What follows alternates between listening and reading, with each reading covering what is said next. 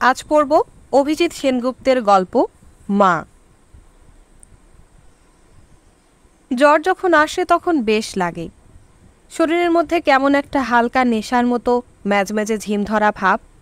কোমরে, হাতে, পায়ের গাঁটে গাঁটে একটা মৃদু আরামপ্রদ কামড়ানোর অনুভূতি। প্রতিদিনের জীবনের একঘেয়ে রুটিন থেকে হঠাৎ যেন কোনো দৈব নির্দেশে পুরোপুরি ছুটি পেয়ে নবাবী আলস্যে বিছানায় চুপচাপ পড়ে থাকা। শীতকাল হলে তো আরও ভালো। জ্বর আসার সময় চেনা একটু শীত শীত ভাব শরীরে। পূব দিকে জানলার পাশে খাট পাতা, শীতের সকালে সোনালি রোদ্দুরের ওম ঢুকছে সেই জানলা দিয়ে। লাল লেপের ওপর রোদ পড়ে মনে হচ্ছে যেন লেপটা আগুনের শিখার মতো জ্বলছে। অল্প শীত শীত ভাব নিয়ে রোদে উষ্ণ সেই লাল লেপের অভ্যন্তরে ঢুকে পড়া যেন স্বর্গ সুখের সমান। কোলবালিশটা কোলে জড়িয়ে বিছানায় এপাশ ওপাশ করার কি সুখকর একটা অনুভূতি। মনে হয় নরম তোষক, বিছানা, বালিশ যেন আমার শরীরে হাত বুলিয়ে আদর করে দিচ্ছে। কিন্তু এ অনুভূতি সাময়িক। এরপর জ্বর আস্তে আস্তে বাড়তে থাকলে একটা কষ্টের অনুভূতি শুরু হতে থাকে। আর তখনই আমার মার কথা মনে পড়ত। মা আসবে, এখনই আসবে। সকালের এই সোনালি রোদের মতো মাও এসে দাঁড়াবে আমার বিছানার কাছে। সমস্ত শরীরের গাঁটে গাঁটে হাত বুলিয়ে দেবে আমার। সব যন্ত্রণা আমার আরাম হয়ে যাবে। মা আমার কাছে আসবে বলেই জ্বর হলে খুব ভালো লাগতো আমার। এমনিতে তো আমার সংসারের হাজার কাজ নিয়ে সারাক্ষণ ব্যতিব্যস্ত। সারাক্ষণই তো রান্নাঘর, উঠোন, কলপার, ভাড়ার ঘরে চরকিবাজির মতো পাক খেয়ে বেড়াচ্ছে। মা তখন যেন অন্য কোনো মানুষ, আমার কেউ নয়। যখন অসুখে পড়ি তখনই মা শুধু আমার মা। মার গায়ের একটা গন্ধ পেতাম আমি। তা হলো জিরে, হলুদ, মরিচের গন্ধ। মশলা ধোয়া হাত মা শাড়ির আঁচলে মুছতেন বলে শাড়ির আঁচলটা হলুদ হয়ে থাকতো, আর তা থেকে ওই গন্ধ বেরোতো। কিন্তু জ্বরের সময় ওই হলুদ, জিরে, লঙ্কার গন্ধটা মোটেই ভালো লাগতো না। জ্বরের সময় অরুচি মুখে। রান্না করা জিনিসের গন্ধ নাকে গেলেই কেমন বমি বমি লাগে। হলুদ মাখানো শাড়ি পরে মা আমার কাছে এলেই আমি হাত পা ছুঁড়ে কান্নাকাটি করতাম। না, ওই শাড়িটা পরে তুমি কখনো আমার কাছে আসবে না। হাতে সাবুর বাটি নিয়ে মা বলতেন, সংসারের হাজারটা কাজ এখন আমার। তোমার এইসব উটকো বায়ান্নাক্কার কান দিলে আমার এখন চলে? না না, আমি কখনো সাবু খাবো না তুমি শাড়ি পাল্টে না এলে। আমার বুড়ি ঠাকুমা নিভাননী দেবী জানলার কাছে বসে খবরের কাগজে চোখ বুলোতে বুলোতে আমাদের দিকে নিঃশব্দে তাকিয়ে তাকিয়ে দেখতেন। ঠোঁটের কোণে মৃদু কৌতুকের হাসি। কি বৌমা, ছেলে কি বলে? মার অবস্থা দেখে খুব মজা পেয়েছে এমনই গোপন হাসি ঠাকুমার চোখে মুখে। খুব উপভোগ করছে মার করুণ অবস্থাটা। দেখুন তো মা, আমার এখন মরবার সময় নেই। আপনার ছেলের অফিসের ভাত দিতে হবে, মাছের ঝোলই এখনো চাপানো হয়নি। রান্না কখন শেষ হবে ঠিক নেই। এখন এসব পাগলামিতে কান দিলে আমার চলে? কি করবে বলো মা, পেটের ছেলে বলে কথা। ঠাকুমা যে ঠোঁট টিপে হাসছেন সেটা আমি বেশ বুঝতে পারতাম। মা অগত্যা পরনের হলুদের দাগ ধরা শাড়ি ছেড়ে আলনায় পাট করে রাখা একটা নীল বা কমলা রঙের শাড়ি গায়ে চাপিয়ে সাবুর বাটি হাতে নিয়ে আসতেন আমার কাছে। কিন্তু আমার পছন্দ হতো না ওসব শাড়ি। ওসব পাট ভাঙ্গা শাড়ি পরলে মাকে আমার মা বলে মনে হয় না। মা যেন আর সবাইকার মা। আমি সাবুর বাটিতে দু হাতের ঠেলা দিয়ে বলতাম, খাবো না, আমি কখনো খাবো না এই সাবু। তুমি ওই বিচ্ছিরি শাড়ি পরে এসেছো কেন আমার সামনে? তোমার আর ভালো শাড়ি নেই বুঝি? মা এবার রাগে প্রায় গর্জন করে বলতেন, তোমার বেশি বায়নাক্কা হয়েছে না? অসভ্য ছেলে কোথাকার, রানীর মতো সেজে আসতে হবে তোমার কাছে না? কোন রাজপুত তুমি শুনি? সংসারে আমার আর কোনো কাজ নেই না? তোমার অত ফরমাস আমি খাটতে পারবো না বলে দিলাম। খেতে হয় খাবে, না হয় এই রইল। ঠক করে সাবুর বাটিটা টেবিলের ওপর নামিয়ে রেখে রাগে গজগজ করে চলে যেতেন মা। খিদে আমার পেট জ্বলে যাচ্ছে। যদিও দুধ সাবু মোটেই সুখাদ্য নয়, তবুও মনে হচ্ছে ওই অখাদ্য পেটে পড়লেও এখন বাঁচি। পেটের ওই জ্বলুনিটা তো অন্তত খানিকক্ষণের জন্য নেভে। কিন্তু না, কিছুতেই আমি খাবো না। কেন খাবো? আমার কাছে মা যখন আসবে একটু সুন্দর সেজেগুজে আসতে পারে না কেন? আমি কি ফেলনা নাকি? সবার কাছে যেরকম আসবে মা, আমার কাছেও সেভাবেই আসবে। দুধ সাবু পড়ে থাকতো টেবিলে। আমি ছুঁয়ে দেখতাম না বাটিটা, আর চোখে তাকিয়ে দেখতাম মা রান্নাঘরে ছ্যাঁক ছ্যাঁক শব্দে মাছ ভাজতে ভাজতে মাঝে মাঝে চোখে একবার দেখছেন আমাকে, আর দেখছেন টেবিলে পড়ে থাকা দুধ সাবুর বাটিটা। আমাদের মধ্যে একটা ঠান্ডা স্নায়ুযুদ্ধ চলছে বুঝতাম, আর এই যুদ্ধে শেষ অবধি আমার জিদ অবধারিত জেনেই বোধহয় আমি পেটটা দুহাতে চেপে ধরে চুপচাপ পড়ে থাকতাম। মাছ ভাজা হয়ে গেছে, ছ্যাঁক ছ্যাঁক শব্দটা আর নেই। আমি চুপচাপ বালিশে মুখ গুজে পড়ে আছি আর মনে মনে অপেক্ষা করছি। হঠাৎ শুনি কানের কাছে শব্দ, কোন শাড়িটা পরবো বল। আনন্দে আমার মনটা নেচে উঠত, যুদ্ধ জয়ের আনন্দ। মা শেষ অবধি হেরে গেছে আমার কাছে। মার সাধ্য নেই আমার সঙ্গে যুদ্ধে যেতে। আমার ইয়াহো বলে আনন্দে চিৎকার করে উঠতে ইচ্ছে করছিল, কিন্তু সেসব কিছু না করে আমি মার দিকে ফিরে খুব শান্তভাবে বললাম, বাক্সের মধ্যে তোমার ঘিয়ে রঙের একটা লাল পরে শাড়ি আছে না, ওই শাড়িটা পরে এসো তুমি, ওটা পরলে তোমাকে খুব মানায়। আসলে ওটা আমি মাকে পরতে বলতাম দুটো কারণে। প্রথমত, ওটা পরলে মাকে খুব মা মা লাগে। দ্বিতীয় কারণ, আমি জানি মা ওই বাক্সে ন্যাপথলিন দিয়ে রাখেন। ন্যাপথলিনের কেমন একটা ঠান্ডা মিষ্টি গন্ধ, ওটা যেন আসলে মায়ের বুকের ভিতরকার গন্ধ। এই কথাটা আমি ছাড়া আর কেউ জানে না। ন্যাপথলিনের গন্ধটা তাদের কাছে শুধুমাত্র ন্যাপথলিনেরই গন্ধ, কিন্তু ওই গন্ধের সঙ্গে যে আমার মা মিশে আছে তা শুধু আমিই জানি। মা বিরক্ত হয়ে বলতেন, ওই গরদের শাড়ি আমি ন্যাপথলিন দিয়ে বাক্সে তুলে রেখেছি, ওটা পরে সামনের বার পুজোয় প্রতিমা বরণ করব বলে, আর ওটার এখন ভাঁজ ভাঙতে হবে তোমাকে দুধ সাবু খাওয়ার জন্যে। যুদ্ধে পরাস্ত হয়েছেন দেখে মা অনুনয়ের সুরে বলতেন, তা ওটা পরে এলে তুমি দুধ সাবু খাবে তো? আমি খুব গম্ভীর গলায় বলতাম, আগে পরে এসোই না তুমি। ঠাকুমা চশমার ফাঁক দিয়ে মিটিমিটি দেখতেন আমাদের এই রঙ্গলীলা। ঠাকুমার চোখ দুটো খালি গোপনে হাসতেই থাকতো, যে হাসি আমি ছাড়া আর কেউ দেখতে পায় না। ঠাকুমার দিকে তাকিয়ে মা নালিশের সুরে বলতেন, দেখেছেন মা আপনার নাতির কাণ্ড, মানুষকে ব্যতিব্যস্ত করে মারার এ কি আশ্চর্য ব্যারাম বলুন তো। এত বড় ছেলে হয়েছে, একটু কিছু যদি না বোঝে। ঠাকুমা চোখের কোণে তীর্যক কৌতুকের ছটা ছড়িয়ে টেনে টেনে সুর দিয়ে বলতেন, কি করবে বলো মা, হাজার হোক পেটের ছেলে, দুধ সাবু তো খাওয়াতেই হবে। না খেতে পেরে ছেলেটা মরে যাবে তা তো আর হয় না, তোমার বদনাম তাতে। ঠাকুমার গলায় হালকা রঙের ছোঁয়াটা মার কান এড়াতো না নিশ্চয়ই। আমার ওপর রাগটা যেন মা ঠাকুমার ওপর দিয়ে চালাতে চাইতেন। মা ঝংকার দিয়ে বলতেন, আপনারা ওরকম হাসবেন না তো মা, আপনাদের আদরে আদরে আমার ছেলে এরকম গোল্লায় গেছে। বিয়ে থা হবে না এই ছেলের, তখন তো বউটাকে নাকাল করে মারবে। মা আমার দিকে তাকিয়ে বলতেন, ঠিক আছে, গরদের শাড়ি পরে আসছি আমি, কিন্তু ওই দুধ সাবুর সবটা গিলতে হবে বলে দিলাম। মাকে দৌড় করে মারাবার এই শাস্তি। আমি সে কথায় কান না দিয়ে বলতাম, ন্যাপথলিনের গন্ধ থাকে মা যেন শাড়িতে। কিছুক্ষণ পর মা আগের শাড়ি পাল্টে গায়ে গরদের শাড়ি জড়িয়ে আসতেন। আমি চোখ বুজে পড়ে থাকতাম। মা কাছে এলে ডাকলেই হঠাৎ তখনই চোখ খুলে মাকে দেখব। অন্ধকার বন্ধ ঘরের দরজা জানলা খুলে দিলে হঠাৎ যেমন বাইরের আলো ঘরে ঢুকে ঘর আলোময় হয়ে যায়, তেমনি হঠাৎ দেখব মার রূপের আলোয় ঘর আলোয় ভরে গেছে, আর সে মা তো আমারই মা। নে উঠে খেয়ে নে দুধ সাবুটা। মার ডাকে বালিশ থেকে মুখ উঠিয়ে আমার ভীষণভাবে আশাভঙ্গ হয়। মাকে এই রূপে আমি দেখতে চেয়েছিলাম। আমার কথা মতো মা আগের শাড়িটা পাল্টে ঘিয়ে রঙের তসবের শাড়িটা পরে এসেছে বটে, ন্যাপথলিনের মৃদু গন্ধও ভেসে আসছে বাক্স ভাঙা শাড়িটা থেকে, কিন্তু মার চোখে মুখের চেহারা এরকম কেন? সকালবেলা তাড়াতাড়ি ঘুম থেকে উঠেছে বাবার অফিসের খাবার তৈরি করে দেবে বলে। বোধহয় ভালো ঘুম হয়নি, তার ক্লান্তি চোখে মুখে। আমার অসুখের জন্য দুশ্চিন্তায় বোধহয় তার এই বিপর্যস্ত চোখ মুখের অন্য একটা কারণ। মাথায় ভালো করে একটু চিরুনিও চালিয়ে আসেনি মা। উস্কো খুস্কো চুল কপালের ওপর এসে পড়েছে। আমার কিংবা বাবার একটু শরীর খারাপ হলে মা কীরকম দুশ্চিন্তা করতে থাকেন তা আমি জানি। ঠাকুমা মাঝে মাঝে বলেন, বৌমা সামান্য বিষয়ে তো উদ্বিগ্ন হলে কি চলে? মাঝে মাঝে মানুষের একটু আধটু শরীর খারাপ তো করতেই পারে, শরীর খারাপ হওয়াটাই তো শরীরের ধর্ম, শরীর তো শরীরের ধর্ম পালন করবেই। মা বলতেন, তার কি করব মা, মনের ধর্ম তো মাঝে মাঝে মন খারাপ হওয়া, ধরে নিন মনের ধর্ম মন পালন করছে। বুঝতাম মার এই সমান সমান জবাবে ঠাকুমা একটুও অখুশি হচ্ছেন না, পরাস্তও মনে করছেন না নিজেকে, বরং খুশি হয়েছেন নাতি এবং নিজের ছেলের প্রতি পরের মেয়ের এই দুশ্চিন্তা দেখে।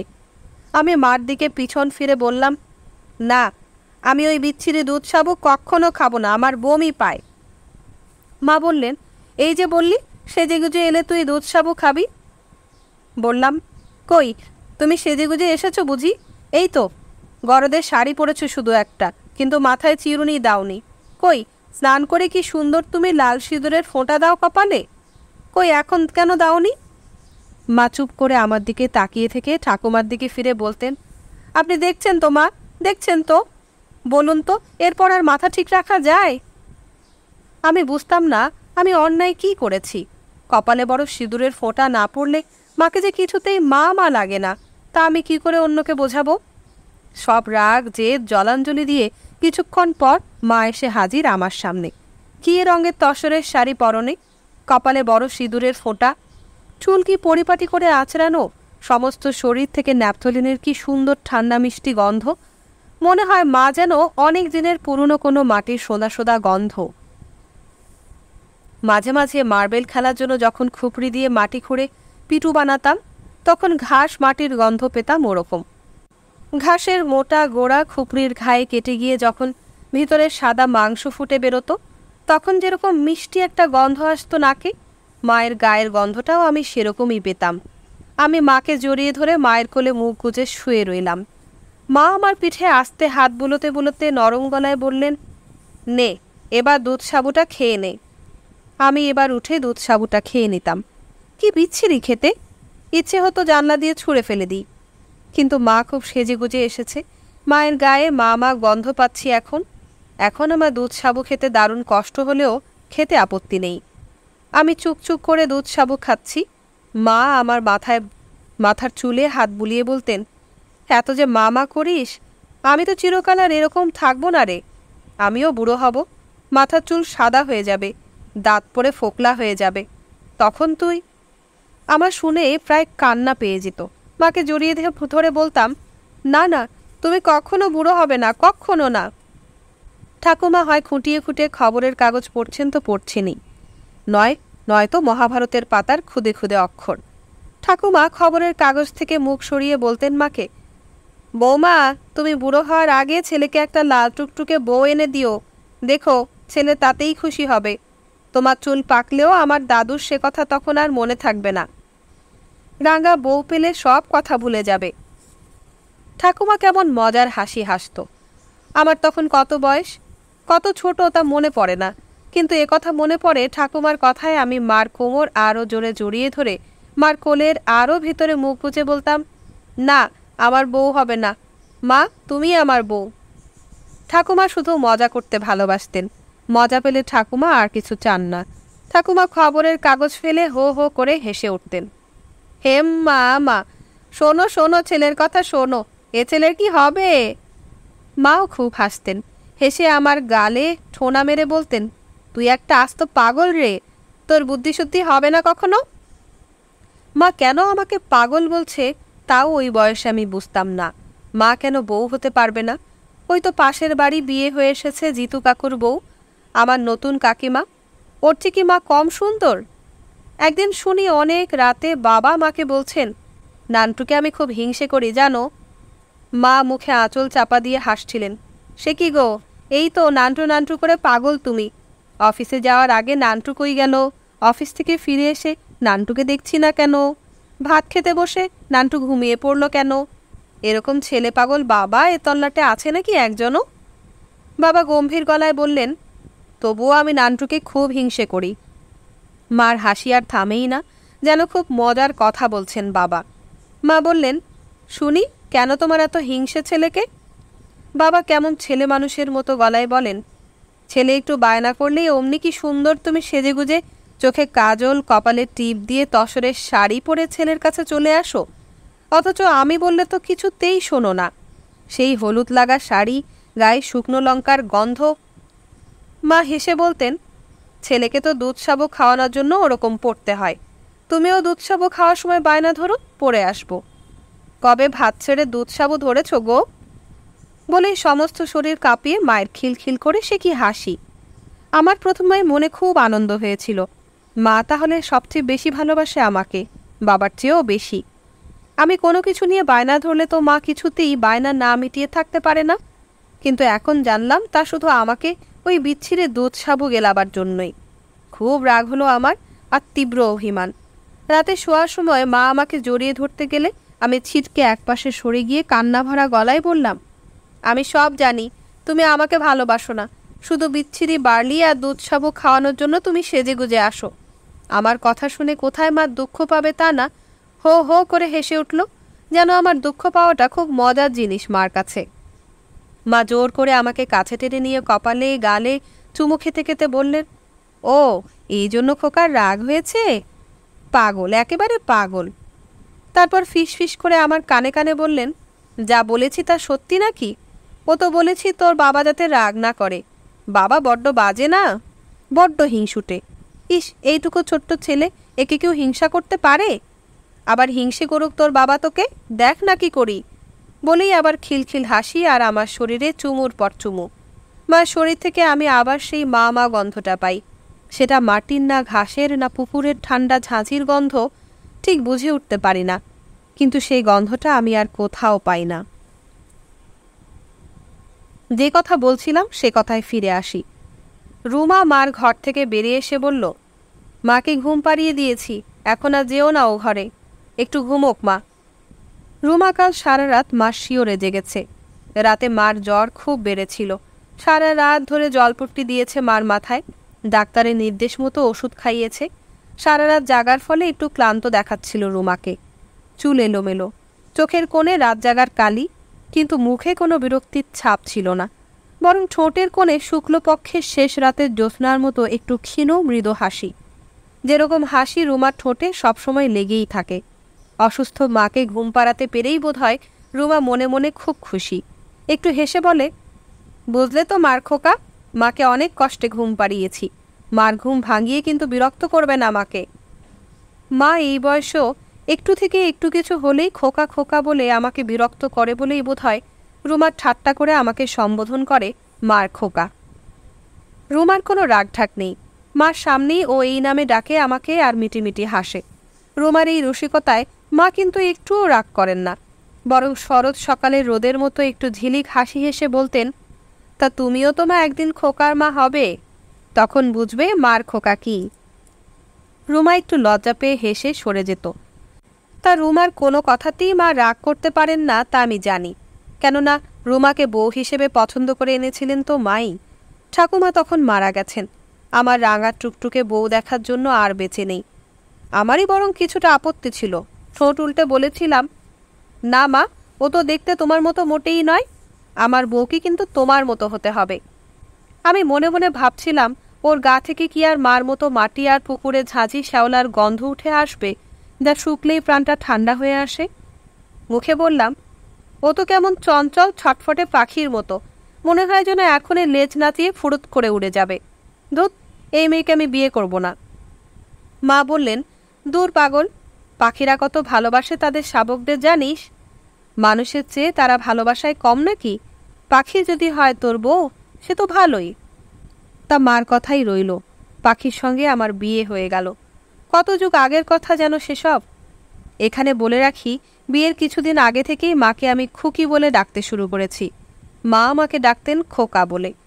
সংসারের আর সমাজের নানা কারণে আমার মনটা যখন খুব খারাপ হয়ে যেত, বই পড়ে টিভি দেখে খবরের কাগজে মুখ ডুবিয়ে যে মন খারাপই কিছুতেই দূর করা যেত না, তখন আমি সোজা চলে যেতাম মার কাছে। বলতাম, খুকি একটু পাশ ফিরে শো তো, তোমার কোলে মাথা দিয়ে একটু শুই। মা পাশ ফিরে আমার চুলে হাত বুলিয়ে বলতেন, কিরে, আবার মন খারাপ হয়েছে বুঝি? আচ্ছা, আমি চলে গেলে তোর কি হবে রে? আবার মন খারাপ হয়ে যেত শুনে। এ প্রশ্নের উত্তর আমি জানি না। আমি চুপ করে পড়ে থাকলে শুধু মাটি আর ঝাঁঝির গন্ধ নিতাম, ঘাস আর পুকুরের জলের। মা বলতেন, দাঁড়া, খুব ভালো দেখে একটা বউ এনে দেব তোকে, তখন আর মন খারাপ হবে না তোর। বিয়ের পর আমার আর মার এই ধরনের কথাবার্তা শুনে রুমা মিটিমিটি হাসত, আর একটু ফাঁক পেলেই আমাকে বলতো, কি গো মার খোকা, খোকাই রয়ে যাবে চিরদিন, বড় আর হবে না কখনো। আমি রাগ করে বলতাম, না, আমি চাই না বড় হতে, আমি মার খোকা হয়েই থাকতে চাই। রুমা খিলখিল হেসে বলতো, আহারে, একটা ফিডিং বোতল এনে দেবো নাকি? রুমা এসব কথা বেশ মজা করে আগে মার আড়ালে আবডালে বলতো, এখন মজা করে সব মার সামনেই বলে। মা কিন্তু একটুও রাগ করেন না। মাকে আমি অবশ্য কখনো রাগ করতে দেখিনি। তার গায়ে সব সময়ে ঠান্ডা পানা পুকুরের ভেজা ভেজা গন্ধ। মা হেসে কপট রাগের ভঙ্গিতে বলতেন, আমার খোকা, আমার খোকা, তাতে তোমার চোখ চাটাচ্ছে কেন বাপু? রুমা হঠাৎ গম্ভীর হয়ে বলতো, আর তো কিছু নয়, আপনি চলে গেলে কি হবে তাই ভাবি। আমার কানে গেলে আমি রুমাকে ধমক দিয়ে বলতাম, কখনো আর এ কথা বলবে না বলে দিলাম, কখনো না। আমার খুকি চিরদিন বেঁচে থাকবে, চিরদিন। মা বলতেন, রাগ করিস কেন বৌমার উপরে? বৌমা তো ঠিক কথাই বলেছে। যতই খুকি বলে বয়স কমাবার চেষ্টা করিস আমার, চিরকাল তো আর সত্যি বাঁচব না আমি। যা, কতক্ষণ বসে থাকবি দুজনে একজন রুগীর বিছানার কাছে? ঘুরে আয় দুজনে বাইরে থেকে। ভালো নাকি সিনেমা এসেছে সামনের হলে, যা দুজনে মিলে দেখে আয়। বৌমা, তুমি ওই লাল পাড়ওয়ালা তসরের শাড়িটা পরো, ওটাতে তোমাকে খুব ভালো দেখায়। আমি কোনো কথা বললাম না। রুমা তো আর জানে না যে মাকে এই পোশাকেই আমি সবচেয়ে দেখতে বেশি ভালোবাসতাম। তার মার চেয়ে ভালো আর কে জানে। মা কি সেজন্যই ওটা পড়তে বলল রুমাকে? সারা রাত জেগে মাকে সেবা শুশ্রূষা করে রুমার চোখ একটু জড়িয়ে এসেছিল ঘুমে। আমি মাকে না দেখে থাকতে পারছিলাম না। রুমা দিনরাত সেবা করে মাকে। ডাক্তার বলেছে মাকে যথাসম্ভব বিশ্রাম নিতে। রুমা মার ঘরটাকে যেন রীতিমতো একটা হাসপাতাল বানিয়ে ফেলেছে। যখন তখন সে ঘরে ঢুকলেই রাগ করে রুমা, যেন ভিজিটিং আওয়ারের মতো একেবারে নির্দিষ্ট সময় মেনেই ঢুকতে হবে সে ঘরে। রুমা এখন ঘুমিয়েছে, এই তো সুযোগ মার ঘরে ঢোকার। আমি ঘরে ঢুকে দেখি মার ঘুম ভেঙে গেছে, কিন্তু চুপ করে শুয়ে আছে বিছানার ছাতের দিকে আধ বোঝা চোখ মেলে। আমি মার গাল টিপে দিয়ে বললাম, কেমন আছো খুকি? ও, তোমার বৌমা ডাক্তারের চেয়েও বেশি কড়া। তোমার ঘুম নষ্ট হবে বলে তোমার ঘরে আমাকে ঢুকতেই দেয় না। আসলে বড্ড হিংসুটে, সে তুমি যাই বলো। মা ভুরু পাকিয়ে বলতেন, খবরদার, বৌমার নামে কিছু বললে তুই মার খাবি আমার হাতে। মা পুকুরে জলের মতো শান্ত ঠান্ডা। কোনো দিনও সত্যিকারের রাখতে দেখিনি মাকে। আমার গায়ে হাতও তোলেননি কোনো দিন। কিন্তু আজ মনে হলো, ইস, সত্যি যদি মা মারতে পারতো আমাকে, শরীরের সেই শক্তি যদি সত্যি কেউ ফিরিয়ে দিতে পারতো মাকে। আমি তাকিয়েছিলাম মায়ের দিকে। কয়েক মাসের একটা অদ্ভুত অসুখ, যা ডাক্তাররা ধরতেই পারছে না। হঠাৎ কেমন যেন 20-25 বছর বয়স বেড়ে গেছে মার। মাথার চুল পেকে গেছে সব, গাল ভেঙে গেছে। ফিটফাট লাল সিঁদুর পরা সেই মাকে আর চেনাই যায় না। আমার খুব কষ্ট হচ্ছিল। মা বোধহয় আমার মনের ভাব বুঝতে পেরেই খুব মৃদু হেসে বললেন, কি দেখছিস রে খোকা, আমি বুড়ি হয়ে গেছি না রে? সংবিত ফিরে পেয়ে আমি মার গাল টিপে দিয়ে হো হো করে হেসে বললাম, ও মা, বুড়ি হবে কোন দুঃখে? তুমি তো দিন দিন আরো খুকি হয়ে উঠছ, আরও মিষ্টি। বলতে বলতে আমার বুকের ভেতরটা কেমন হা হা করে উঠল। ভাঙা দরদালানের মধ্যে দিয়ে বাতাস বয়ে গেলে যেমন শব্দ ওঠে। আমার জীবনে মা থাকবে না? সত্যি একদিন মা বলে কেউ থাকবে না? সেই দিন আসন্ন প্রায়। মা বোধহয় আমার কথার উত্তরে কি বলতে যাবে তার আগেই হন হন করে ঘরে ঢুকল রুমা। এ কি, এই সময়ে তুমি মার ঘরে ঢুকেছ? ডাক্তার বারণ করেছে না যতক্ষণ ঘুমাবে মার ঘুম না ভাঙাতে? বিশ্রাম ও শরীরের পক্ষে সবচেয়ে বেশি দরকার, জানো না তুমি? যাও, এক্ষুনি বেরো ঘর থেকে। আমি ভয়ে ভয়ে বললাম, আমি ওর ঘুম ভাগাইনি রুমা, বিশ্বাস করো, মার ঘুম আপনা থেকেই ভেঙে গিয়েছিল। রুমা আমার কথায় কর্ণপাত না করে আমাকে দরজার দিকে 2 হাতে ঠেলতে ঠেলতে বলল, কোনো কথা নয় মার খোকা, আগে তুমি ঘর থেকে বেরো। মা মিনমিন করে বললেন, না, বিশ্বাস করো বৌমা, খোকা আমার ঘুম ভাঙায়নি।